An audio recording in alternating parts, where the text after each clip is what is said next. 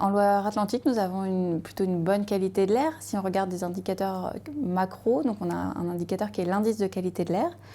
Il est bon 80% des jours de l'année, ce qui veut dire qu'il reste une partie de l'année où on a un indice de qualité de l'air moyen ou mauvais. Nous avons une qualité de l'air qui est plutôt favorable parce qu'on a un territoire plutôt plat, par exemple. On n'a pas de villes dans des cuvettes qui seraient défavorables pour la dispersion des polluants. Quand on a un changement des vents et des vents qui arrivent de l'ouest ou du sud-ouest, donc ce sont des masses d'air qui ne sont pas chargées en polluants puisqu'elles étaient au-dessus de l'océan, ça permet aussi de faire diminuer fortement les niveaux de pollution. Donc c'est plutôt un atout pour notre région.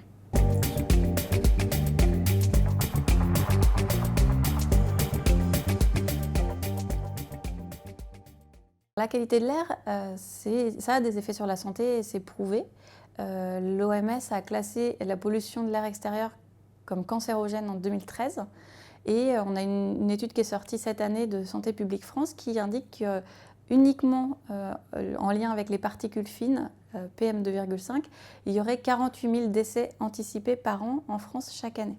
La pollution de l'air, elle a différents effets, mais donc elle va agir sur le système respiratoire, ce qui nous paraît le plus évident, mais aussi sur le système cardiovasculaire, donc il y a des conséquences à ce niveau-là également.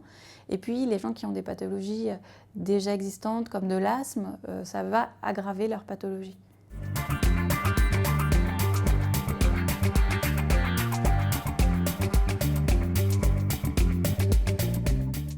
Tout le monde peut faire des petites actions pour améliorer la qualité de l'air et diminuer sa propre exposition aussi à la qualité de l'air.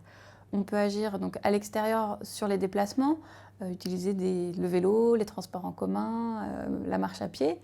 On peut essayer, quand on conduit et qu'on est obligé de prendre une voiture, quand on a un arrêt à partir d'une dizaine de secondes, maintenant ça vaut la peine d'éteindre son moteur, d'essayer d'avoir une conduite souple, une éco-conduite. On peut, chez soi, faire attention aux produits qu'on utilise, les produits d'entretien, bien les choisir, éviter de choisir des produits polluants pour l'air intérieur comme l'encens, les bougies parfumées, les parfums d'intérieur.